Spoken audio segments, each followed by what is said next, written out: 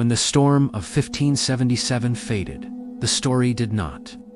It would have been easy for Black Shuck to remain a single event, a creature bound to one violent day, one church, one terrified congregation. But the sightings continued, not in crowds, not in spectacle, in isolation.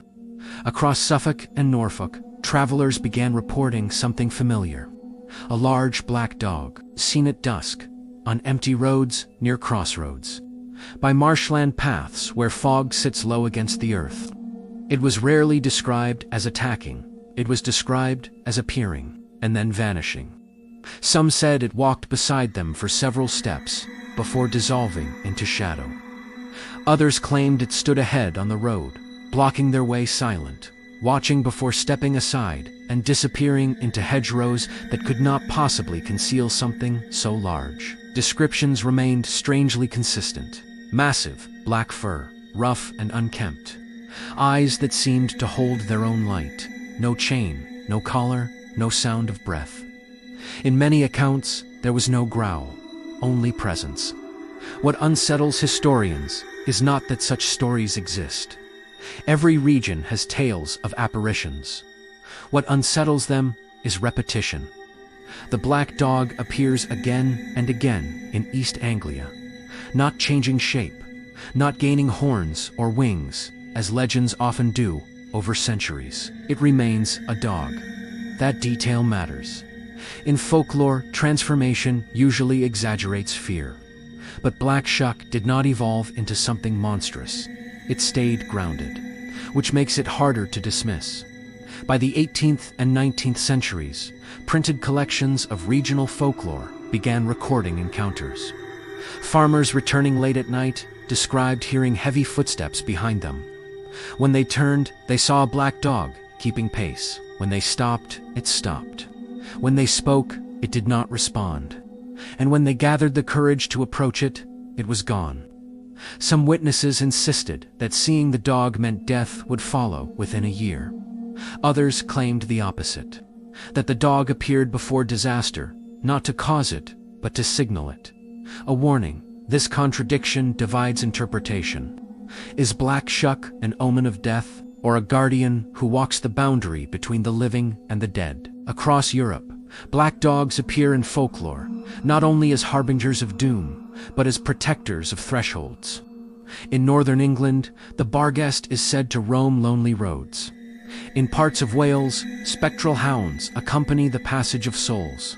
The motif is older than any one village, but in East Anglia, it anchors itself more firmly to geography. Flat land, open sky, wind that carries sound farther than expected. The landscape itself contributes to perception. On long, unlit roads, distance can distort size. A large dog at the edge of vision might seem enormous. Moonlight can reflect strangely in animal eyes. Fear can magnify what logic cannot immediately explain. Skeptics suggest that Black Shuck sightings are exaggerations of real animals. Large farm dogs, stray mastiffs, sheepdogs seen at unusual angles in fog.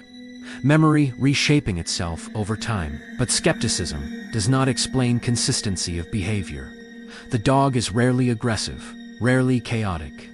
It appears deliberately, as if following a path. Many stories place it near crossroads, symbolic spaces where decisions are made. Others place it near churchyards, standing among gravestones before fading into darkness. One account tells of a man walking home late, along a coastal path. He noticed the dog walking silently beside him. When he reached his door, it stopped at the gate. He entered his house. The dog remained outside. The next morning, news arrived that a relative had died during the night. Stories like this accumulate, not because they are proven, but because they resonate. Because when something unexplained happens, the mind searches for earlier signs, and Black Shuck becomes the sign. Yet, not all encounters end in tragedy. Some describe the dog appearing during storms, walking along the edge of villages as lightning strikes in the distance. Seen briefly, then gone. No death follows, only memory. This is where interpretation fractures. If it were purely an omen of death, the pattern would be clear. But folklore resists clarity. In some villages, the dog is feared. In others, it is respected, a presence that keeps worse things away. An embodiment of the storm itself. Not evil, but powerful. Weather in East Anglia has always shaped belief. Storms arrive suddenly from the sea. They flatten crops, damage roofs, strike spires. The 1577 event may have bound Black Shuck to lightning in collective memory. After that day, any severe storm carried more than wind. It carried association. Psychology plays a role in all folklore. But psychology alone does not explain endurance. Black Shuck persists because it remains simple. A black dog, large, silent, watching. There is no elaborate mythology built around it. No complex hierarchy of spirits. No ritual to summon it. It appears uninvited, unpredictable, and because of that, it resists being reduced to fiction. In the 20th century, interest in regional folklore revived. Researchers interviewed locals who still claimed encounters. Descriptions did not modernize. The dog did not begin glowing brighter, did not begin speaking, did not become digital or distorted in retelling. It remained grounded in the same rural imagery. Roads, fields, churchyards, storms. And this stability is what gives the legend weight. Legends that grow to elaborate collapse under scrutiny. Legends that stay minimal survive. There is another detail worth considering. Black Shuck is often seen alone, never accompanied by other creatures, never leading a pack, a solitary figure, which makes encounters feel personal, as if the appearance is meant for one witness only. If it were mass hysteria, stories would cluster. But many accounts describe isolated moments. One traveler, one road, one encounter, then silence. Perhaps this is why the interpretation of Black Shuck divides so sharply. For some, it represents mortality, a reminder that death walks quietly, often unseen until it stands beside you.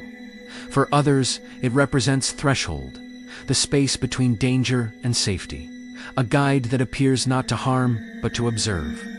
Both interpretations coexist because neither cancels the other, and folklore thrives in contradiction. If Black Shuck were clearly malicious, the story would fade as superstition. If it were clearly benevolent, it would become mythic comfort. Instead, it remains ambiguous. Ambiguity is harder to dismiss because it mirrors reality. Not every storm destroys. Not every warning saves. In East Anglia, roads still stretched long and empty beneath heavy sky. Church towers still rise from flat fields. And when fog settles low across marshland at dusk, visibility narrows to a few uncertain meters. In such moments, imagination does not need to work very hard. A shape at the edge of vision, a sound behind you that stops when you stop, a presence that feels deliberate.